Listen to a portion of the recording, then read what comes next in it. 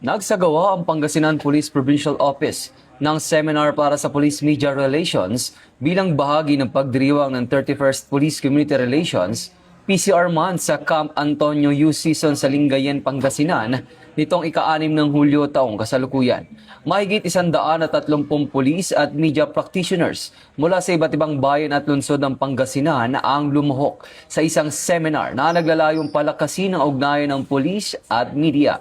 Pinangunahan ng aktibidad ni Police Colonel Dennis L. De Leon, ang Officer in Charge, Provincial Director ng Pangasinan Police Provincial Office, ang aktibidad na naglalayong palalimin ang kaalaman ng mga pulis at media practitioners sa PNP Rural Media Relations na nagtataguyod ng transparency, responsableng pagbabahagi ng impormasyon, kaligtasan ng mga mamamahayag at paggalang sa press freedom.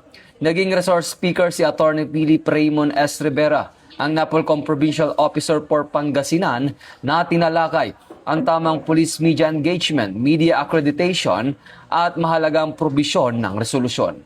Ayon sa Pangasinan PPO, muling pinagtibay ng aktibidad ang kanilang pangako na palakasin ang ugnayan ng pulisya at media upang maisulong ang tapat, responsable at napapanahong pagbibigay ng impormasyon sa publiko.